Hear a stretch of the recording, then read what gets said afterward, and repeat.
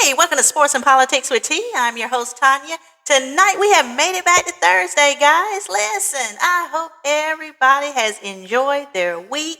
We have made it to the middle part of October, y'all. Let's go. That's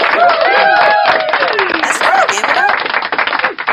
That's right. We are already over half the month gone for October. Listen, guys, I am so excited about what's to come. Again, we had a good turnout last weekend on the Fun and Entertainment with T channel. And also, if you can, check out my sports. I'm putting all the scores for the NFL games on my shorts on YouTube, getting a lot of views on that as well. Thank you to all the sports fans. And tonight, we are going to talk about a lot of things that's been transpiring in the last couple of days. Of course, we're going to talk about Kamala Harris because she's on a book tour right now. And we're going to talk about Donald Trump and some of the racist tweets that's been coming out of some of the Republican Party. We're going to dissect this video a little bit later on in this show. Also, we're going to listen to the Don Lemon show, and we're going to also look at some stuff that's going on as far as Kamala Harris, where she had to actually get a little bit rude, okay? And a little bit, how can I say? She was not as polite as she needed to be. And guess what? I was all for it, okay? And let me make a correction. That was on the Roland Martin show, okay? So we are going to look at how she handled herself on stage when she was talking about her book tour. A lot of people were coming against her in the crowd. And let's just say she stuck to her guns. And as the former vice president, she set the record straight. All right. So anyway, let's go ahead and get started. The first thing that we're going to look at is with MSNBC.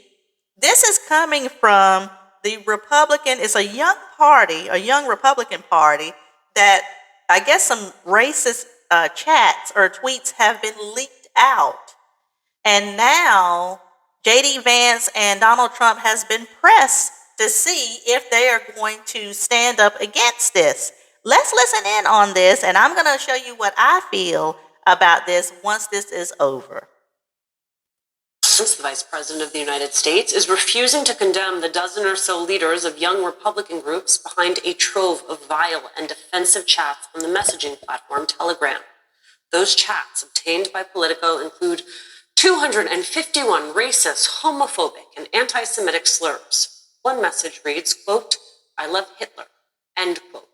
Here is Vance, again, Vice President of the United States, today. The reality is that kids do stupid things, especially young boys. They tell edgy, offensive jokes. Like, that's what kids do. And I really don't want us to grow up in a country where a kid telling a stupid joke, telling a very offensive stupid joke, is cause to ruin their lives. We're not canceling kids because they do something stupid in a group chat. These quote-unquote, yes, save the grown, kids range in age from 18 to 40. Several are well established in Republican politics. MSNBC has not independently confirmed that report. In other words, these are not kids, okay? These are grown adults, up to 40 years old. And see, I'm going to go ahead and dissect a little bit earlier than normal, because the thing is, see, J.D. Vance doesn't want to come against this. You know why? Because before he became vice president, he actually called Donald Trump Hitler himself. Look it up. Look up his whole, the way he came through the political arena. He didn't even like Donald Trump in the beginning, and he actually called Donald Trump Hitler himself. So I understand why he's not wanting to come against it, because he can't even talk himself. He's guilty of it as the vice president. But the thing is this too. With him being vice president, how does it look for you not to condemn something like that? You know, like he said, we shouldn't hold these people accountable because they were just joking or they were making an offensive racial joke, okay? But again, this is about Hitler. You're talking about a man that killed people, okay?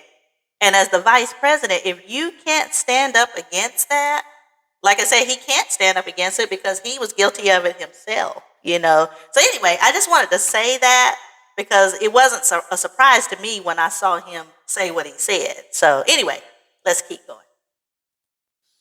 I would like to note there are many young Black and brown men in this country who are living with the ramifications of something they did as actual children. But yes, please save the young Republicans that want to opine about Hitler. I have to read this. I'm told this is the response from the Young Republicans Board of Directors. We are appalled by the vile and inexcusable language revealed in the Politico article published today. Such behavior is disgraceful, unbecoming of any Republican, and stands in direct opposition to the values our movement represents. Those involved must immediately resign from all positions within their state and local Young Republican organizations. We must hold ourselves to the highest standard of integrity, respect, and professionalism. At least 4 of the people involved in these chats have resigned or been fired from these positions. We weren't talking about people in leadership. But Michael Steele, I want to read some more from the Politico reporting. The people in this chat, please put me back up on the screen. They referred to Black people as monkeys and the watermelon people, and mused about putting their political opponents in gas chambers. They talked about raping their enemies and driving them to suicide, and lauded Republicans who they believe support slavery. So this is a conversation with 18 to 40-year-old Republicans, and my question to J.D. Vance is, how many watermelon people do you know? Am I a watermelon? Am I a watermelon person? Is Simone a watermelon person? How do you countenance that? And the fact that for all of your, whatever you think you're doing, you're vice president of the United States. And at some point, you got to grow into the job. And you got to understand you represent all of us, whether we voted for you or not. And if this is what your silence, your capitulation here, sir, tells me you're okay with it because you can't refute it. As a Republican, I'm a fellow Republican. I refute it. That's right. Michael Steele is a Republican. He's Black, but he's still a Republican.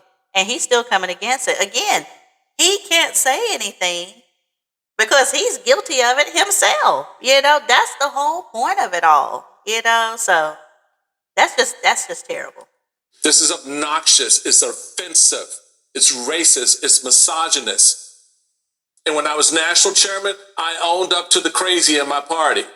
You need to do the same. This president needs to do the same. Y'all need to stop this stuff because the rest of the country is looking at you and realizing, man, this is what we've become. Leaders who sit there and make excuses. Oh, these kids in a group chat. What kids? A 40-year-old man? But when that vitriol is repeated in various forms and in various policies by an administration, it makes it, Simone, hard to refute.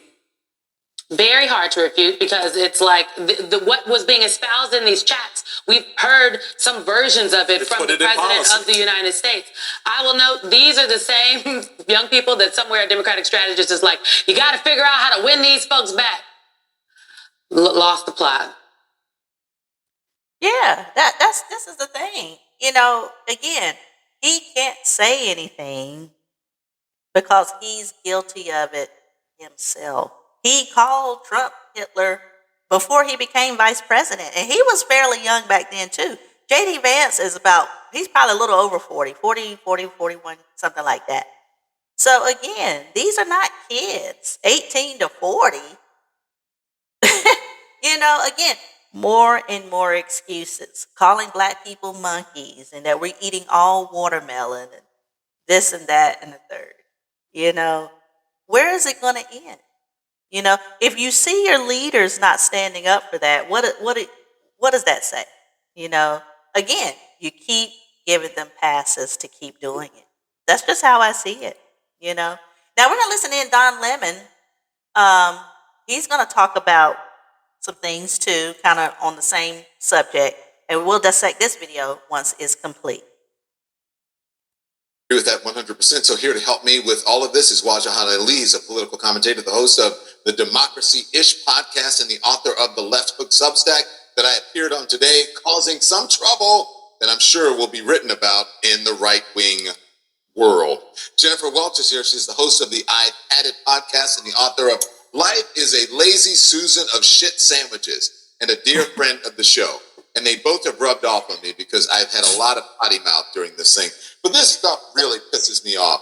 So I'm going to bring both of you in. But Jen, I just want to, I invoked your name at the beginning of this because they said this stuff in private. And you and I always have, I remember when I first met you, you said, Don, I have these conversations with people in private and they think the racist that I'm going to co-sign this shit. And boy, don't they have another thing coming and you let them have it. Are you surprised by this story?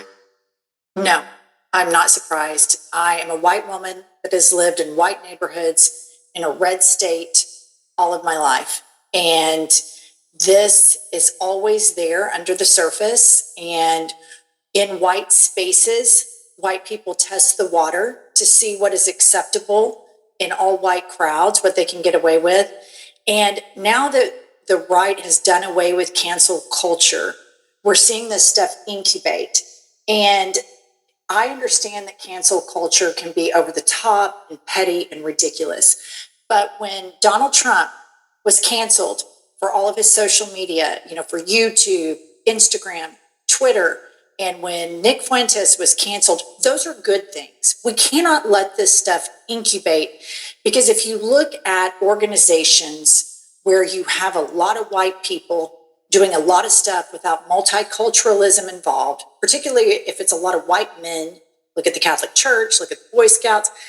There's no moderating voices. It's not good for society. We are globalized now, whether they like it or not, and we have got to bring back shame.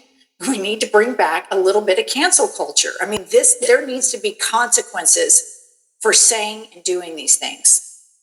Good RX cuts cost on prescriptions to save you a whack. And she's right. Cancel culture. See, this is where the freedom of speech comes in at. We talked about freedom of speech maybe about 2 or 3 weeks ago. Where do you draw the line? When it becomes hateful or when it becomes offensive, or if it seems like it's a threat, I think that's enough. That's where the cancel culture comes in at. People don't know where the line is. So. You can get them delivered lickety split. Wajahat, all I'll say to you is go. Are you surprised? We talked about this a little bit. It's just a mention, I think. Did we even talk about it on the Substack today? We did. I think I told you that was, I think, breaking news. Racist gonna racist, folks. The news at 11. The racists are gonna racist on Charlie Kirk Remembrance Day. Charlie Kirk was a racist. He was a bigot. The young Republican leaders are behaving just like their martyr and king, Charlie Kirk, who said that the Civil Rights Act was a mistake, who said that Martin Luther King was a horrible person, who said that black people were better off during segregation, whose one of his last posts on Twitter was, Islam is the sword used by the left to slit the throat of America. That Charlie Kirk, who got the Presidential Medal of Honor today by Donald Trump, our commander-in-cankled chief, who, by the way, with his neck vagina, if you saw in the Time magazine cover, his so-called ceasefire just blew up. This pathetic racist piece of shit is the model of king and daddy of these young Republicans. And I don't know about you, Don and Jen, I've been poor before. I lost everything in my 20s. When I had economic anxiety, I never, not even once, in private or in public, said, I love Hitler. I know about y'all, when I had economic anxiety, I didn't feel the sudden urge to all of a sudden start promoting anti-Semitic conspiracies and throwing my enemies in the gas chambers and using the N-word and calling gay people the F-word. That is what these people, these young leaders did repeatedly, not just once, Jen and Don, repeatedly. And they laughed at each other and they applauded each other. This is who they are. This is racism. White supremacy is the enduring sin of America. White supremacy and greed, racism and capitalism. And until it is tackled, until it is confronted, until it is purged, we will see the manifestation of white supremacy and greed in the form of Donald Trump, J.D. Vance, Charlie Kirk, and these young leaders. And may I just say, maybe these young white conservative men need mental health. And if you are the master race and claim that you're the master race, work out. Have you seen some of the photos of these people? Work out and also wash your ass. Sorry, thank you for coming to my TED Talk. Leaders of young Republican groups throughout the country worried what would happen if their Telegram chat ever got leaked, but they kept typing anyway. They referred to black people as monkeys and the watermelon people, and mused about putting their political opponents in gas chambers. They talked about raping their enemies and driving them to suicide, and lauded Republicans who they believed support slavery. And see, that's what I'm saying. They're open with it, y'all. They're not hiding anything. They're texting, tweeting. They're just putting it out in the open. And again, JD Vance and the president is not coming against these comments. You know, again, why? You know, that's no leader, even if they're not a leader, should be co-signing this, because that's the way it comes across. You know, like you said, we can't hold these people's hand. These are kids, when in reality, they're not kids. Okay, they're 18 to 40. All right, they know better. And the thing is they're letting you know right off the bat that they're racist, okay? And nothing is going to be done. Now, if the shoe was on the other foot, let me say it this way. If it was a lot of black people or people of color saying some racial things against the other races, we'd be scrutinized, right? And not only that, probably would try to, kill us or try to, put us in jail or whatever. That's what I'm saying. It's always a double standard when it comes to things like this. But anyway, let's go ahead on to the last thing. And this is Roland Martin. This is where, like I say, Kamala Harris is on her book tour. And, Kamala Harris, or Vice President Kamala Harris, former, she's always carried herself with class, and she still does, right? But on this particular event, we had some hecklers in the audience, and I guess they felt like they could just blame her for the things that are going on right now, when in reality, they need to be talking to the president. Well, guess what? Kamala Harris was not having it. So she let them know right off the bat, honey, I'm not the president. I'm going to let you look at this clip, and I'm going to dissect this video once it's over. Monday.com, the opposite of any work platform we tried in the past. We tried other work management platforms. Some people are critical, saying, why are you, is that going to turn people on? And we should never let somebody else's limited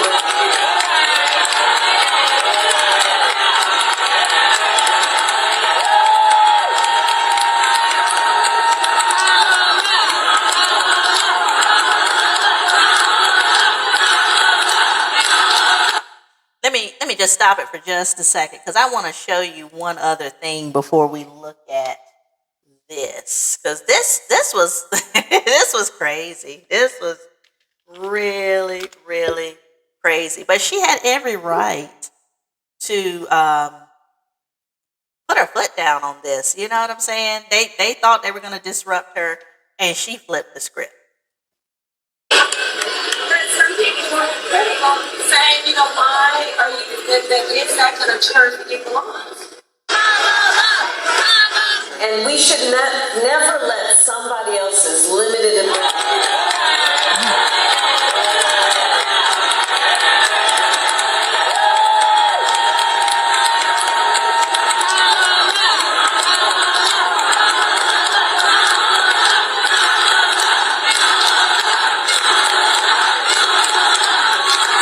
to see who we are, limit who we think and know we are.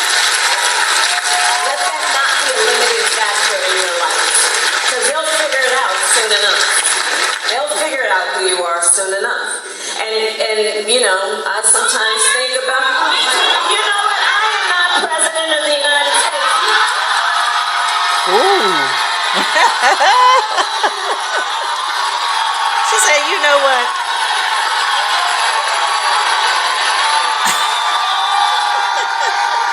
Hold on, let me rewind that so y'all can see that again. Let me rewind it. And we should never let somebody else's limited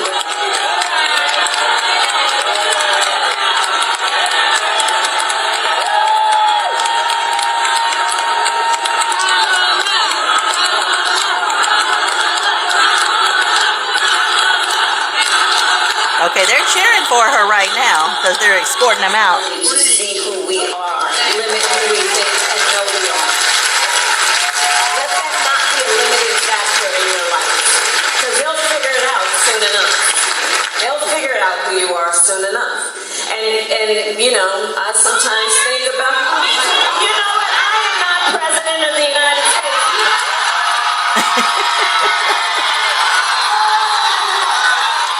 Ooh.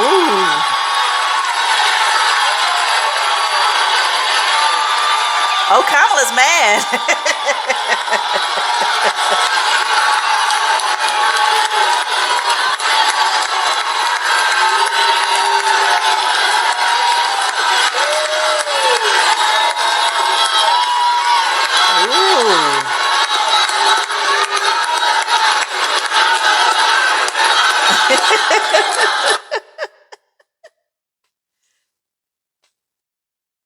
Candace, I got a feeling if you play it again, turn the audio down. That was like the VP, like, I'm sick of this bullshit. Like, if you read her body language, come on, play it again. We're talking, so you just turn audio down, audio down, audio down, audio down. Candace, look at Candace. This is her body language when she stands up and points. Candace, it was like, you know what? I'm sick and tired of y'all asses, okay? Y'all getting on my damn nerves. Yes, and you know what, Roland? I like this version of her. I like this I'm free now version of Kamala Harris. Because honestly, when she was running, during those 107 days, there was a part of her that was constrained. We knew that there was another part of her that wanted to break out. And in this book and on this tour, she's able to do it. We have seen that look from women. We have seen that stance, that scowl after, and we know exactly what it means. I'm sick and tired. She jumped out that seat. She jumped out that seat. She stepped, pointed her finger. She's like, I'm sick of y'all asses. This is some bullshit. Interrupted me again at my damn book signing. Look at her, see? She like, all right, listen, see, all right, I'm gonna let y'all asses talk. Y'all getting on my nerve, this bullshit. See, I'm trying to be nice. I'm trying to answer the question. I'm trying to be cool. No, y'all keep pressing me. See, y'all gonna make all that Oakland, that Bay Area, y'all gonna make that too short just come out in this damn, in the theater. I'm trying to be cool. See, she turned to the person. Finally, she's like, look, enough of this shit. Look at this. Point, I ain't the damn president. Go talk to his ass. That's right. That's right. And listen, at the end of the day, you know, when she gets like that and when women get like that and have that look, you know, you are the one that's going to be embarrassed on the other side. They were trying to embarrass her. That wasn't going to happen. That's not going to happen to her on this book tour or any further. I knew when she said that going for Joe Biden was a reckless decision, but she also blamed herself for supporting that. I was like, that's the Kamala that we need to see. That's the Kamala that we need to see to help make some change. I loved it. Every bit of it. I mean, Matt, she jumped up, Matt, and responded. Come on, Matt. She jumped up. Can we see Matt? Appreciate it. He was fired just 3 weeks before he was set to retire. And now he's becoming an industry whistleblower. She jumped up and responded. She was looking like Sarkeesian in the locker room after the Losey last week to Florida. Oh, you know, let me tell you something. One of your staff members, to be unnamed, texted me and said that to be an alpha, you got to be petty. It's a conditioned precedent. So, you know what I'm saying? I want you to know. We know you petty. Your people know you petty. I'm unbothered. You have to bring Sarkeesian into I'm unbothered. In any event. No, I'm just making an analogy. Now, don't miss me with the BS analogy. You was being petty, because that's what you are. But let me go ahead and make my point. Or you want to yell me down like normal? You did hear from me. You did hear from me last Saturday. I'm at a dinner. Okay. I was at a dinner. I really was. Okay. And I was mad when I saw your text come through. That's not. In any event, I like that she stood up to these hecklers, but I do also think that there's a real conversation that should be had about kind of how long or enduring your I don't want to say your duty is to the people that you serve, but when you're the vice president of the United States, I mean, I think it's just expected that there are going to be people who always take umbrage with what you did while you were in office. Now, she's not currently in office, And we can have arguments about the most appropriate time and place to do that. But this doesn't surprise me. And sometimes I think a shakeup of the respectability politics, like this is an event, you can't come in and interrupt it, is exactly what we need, because too much of the decorum is what we, defer to, and it allows people to not have to sometimes speak to their constituents and speak to those whom they serve. However, obviously, the issue in this situation is that she's no longer serving. So this is a book tour. I don't think she has to allow people to shout her down at her book tour. And, I think it's good that she told them to kick rocks. I mean, I think there is a question about discourse, about how long that should continue. Hey, Michael, I think she's going to hit somebody with a go to hell pretty soon. She's going to slap the shit out of somebody. So that's what's going to happen. Okay. And these little protesters, I want to know who's financing them, who's funding them. But what they don't seem to understand is the vice president doesn't set policy. JD. And that's true. And again, she's not in office. These people are coming after her like she's still in office or something. And that's why she said, you need to talk to the president. I'm not in office, honey.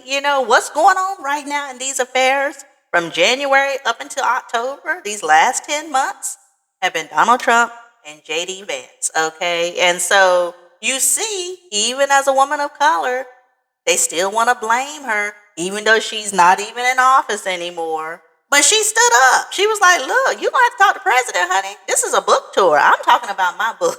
She ain't thinking about what's going on. Well, I ain't going to say she ain't thinking about the affairs of the world. But what I'm saying is this is not her doing. She's not, these policies and this new stuff that the Trump administration is rolling out, this has nothing to do with Kamala Harris at all. Okay? But again, they're trying to just pull her back in, So I wanted to highlight this tonight because I wanted you to see that, Kamala, she'll let you have it when she needs to, that's why everybody's glad to see that, because number one, she's not in office anymore. So she can relax, and she can she's professional, right?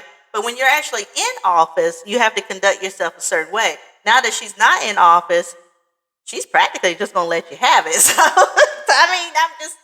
you saw it for yourself. She stood up and she pointed right directly at him like, look, I'm not even going to tolerate that. So, it is what it is, guys. It is what it is. So, but anyway, guys, I will be back on Saturday with the Fun and Entertainment with T channel. We're going to get back into the relationship sector.